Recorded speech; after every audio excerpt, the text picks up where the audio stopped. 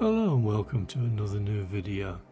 Hopefully this one will give a bit of nostalgia for some of you guys, especially if you're fans of Captain Scarlet.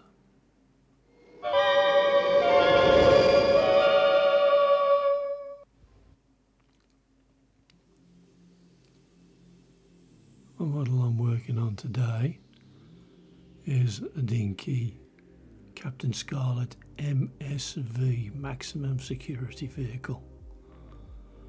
For a change, it's a nice straightforward strip down. All that's required is to loosen off this single screw on the bottom. This one I bought at a bargain price from an online auction,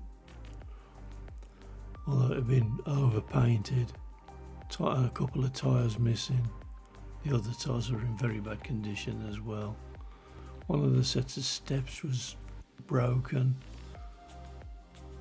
but other than that, not in too shabby a shape. It had been extensively played with and painted with God only knows what, because I had a hell of a time trying to get it all off. But at least a straightforward strip down. I'll be treating this one to some homemade decals and a nice new shiny coat of paint. And I think by the look of it, 4 new tyres all the way around. There's a bit of corrosion on them, as you can see, and the tyres are just about ready to disintegrate. I think there must have been a wheel variant on this model, because I do have another one of these, and that seems to have got a super fast type wheel on it. Oh hello, what we got going on here? I think we've been watched. Spooky. Well, that's all the bag of bits and ready for the caustic. As you can see, even though it's had an extensive dunk in the caustic, it didn't remove all of whatever it had been painted with previously.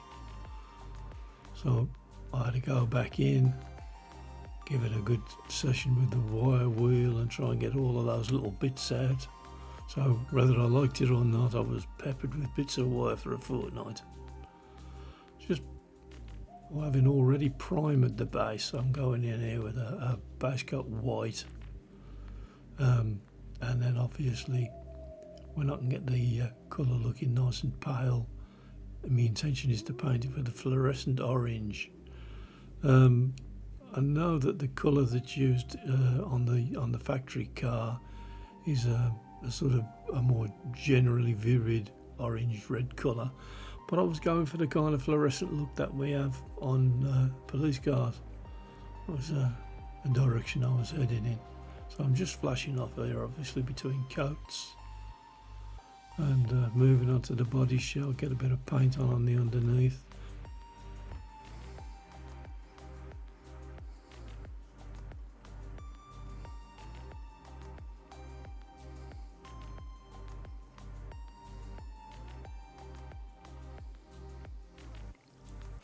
Oh, now I'm coming in with some Autoborn white to bring the colour up and neutralise all of the primer that I'd got on.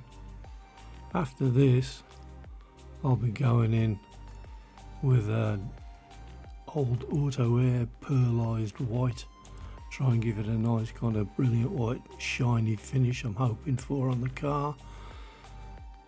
It's not a particularly easy paint to paint with. You've got to build it up in light coats.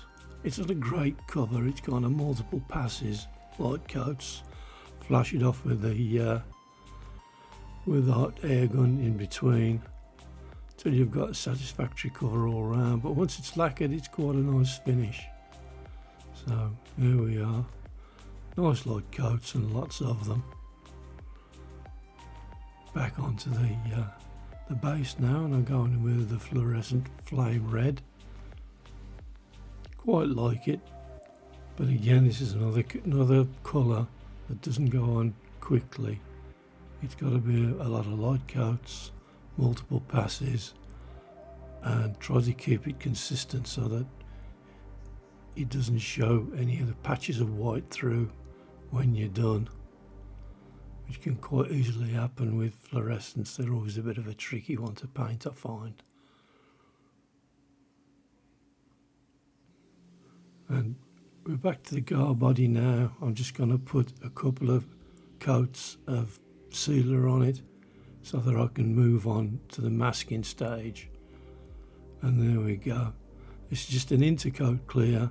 It helps stabilise the paint, and it makes it much less likely that you're going to remove the paint when you remove the masking tape afterwards. The gullwing doors, same story. I primed them grey, just going on now with the pearlised white to obviously match the finish of the car body. Nice little doors, easy enough little paint for a change. No door cards or any dramas like that, so just straight over with the white. So here we are, all masked up for the stripes on the side. Vinyl tape for the straight fine lines, and then just general purpose masking tape that I've detacked a little bit. I don't need it to hang on like a limpet, I just wanted to cover my stripes. So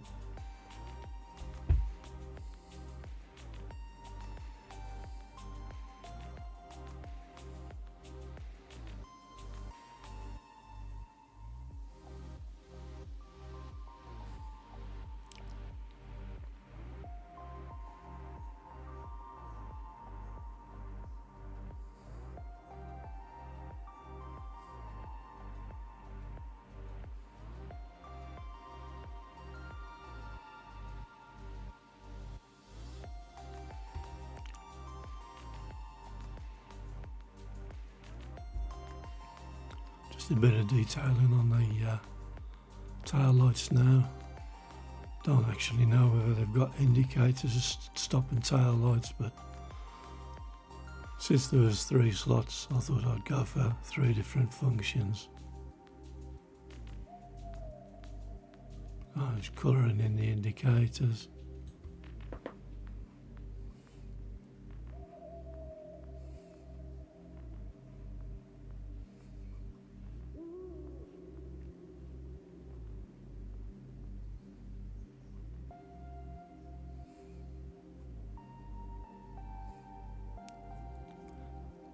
And we've got the body out of the masking now. Did a few of the extra details on it.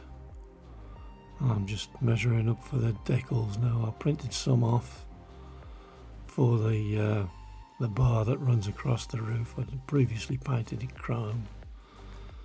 And these were black lines on transparent decal paper. And I think they came out pretty well. I put myself on a bit of a mission with this one to try to buy the minimum amount of things that I needed. I'd try to possibly make as much as I could myself, and I think it's pretty reasonable. So happier with that than just buying a pack of stickers, which probably would have been a bit easier in the long run. So it's reassembly time now. Sorted out the base.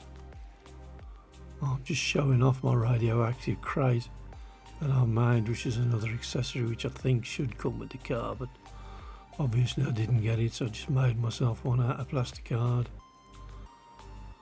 Dropped the polished up axles and wheels. Nice new set of tyres on them. And a bit of an odd size, they're the same size as on the Dinky Transit vans, but not the same as the cars. And drop the suspension piece in now as the helps secure the axles. I'm just super gluing it in. I didn't really feel the need to rivet it in place for the amount of play that this will be getting in its future. Oh, hello, visitors again.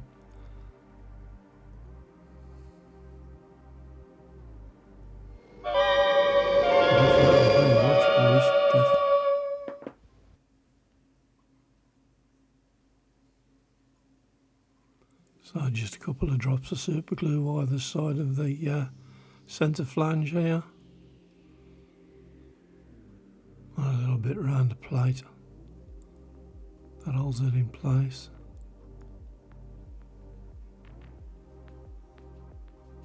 pretty generous with it.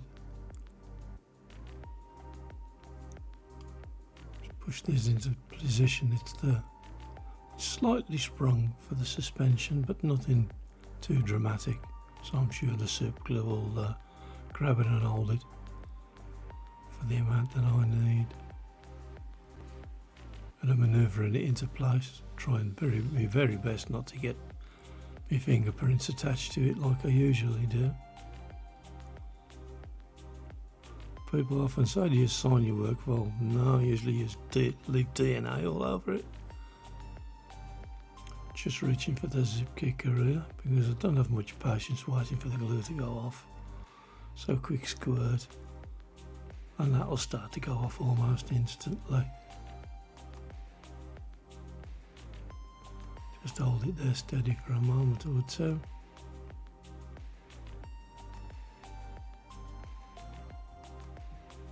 Happy with that.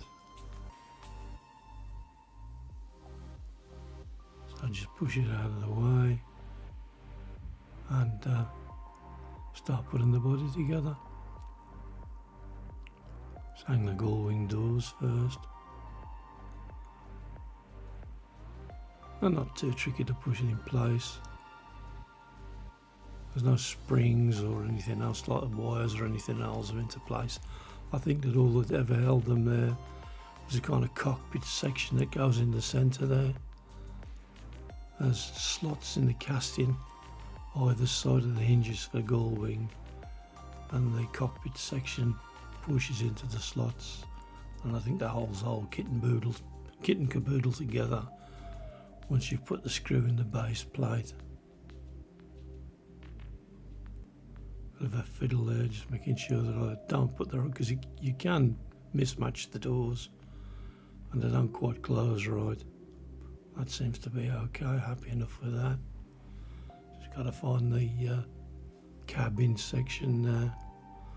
Well, this is like a kind of platform that the chest that comes with the original toy sits in. I think if my memory serves me right in the story, it was meant to be radioactive gold bullion or some such. But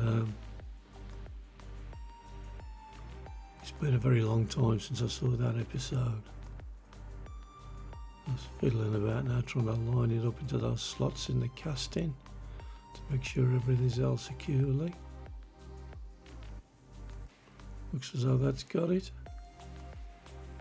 And next to little step sections. No, not that way. That's it. No, not that way either.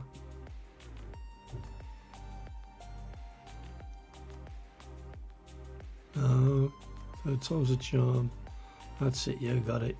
Slot them in from the bottom. Same story on the other side.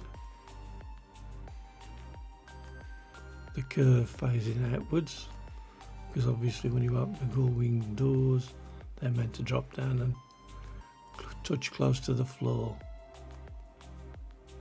Just get ready to put the base section on now. This is secured in a couple of places. The tail lights are part of the base casting, and they slot through a hole in the body casting. And you just line up for the screw at the front, pop it down safely, find your screwdriver, tighten it all up,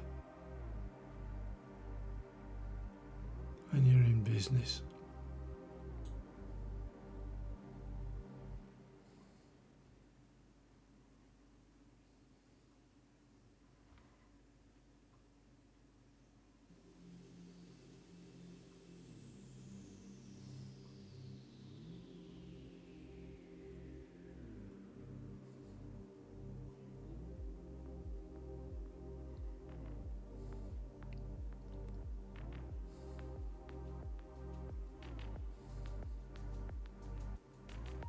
And this is just a needle out of an old airbrush that I keep around just to help me locate these stickers. Can be a bit of a fiddle. It's only about 8mm across. When you don't normally get 2 goes. Just the last one on the front now. Spectrum is green.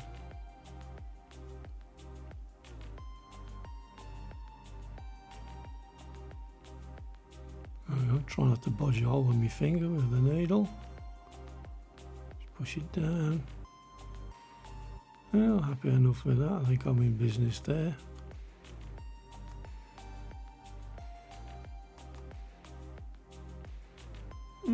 Pretty nice.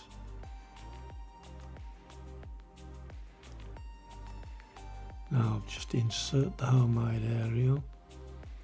This is just another bit of plastic rod that I kind of sanded down to a point, a bit like kind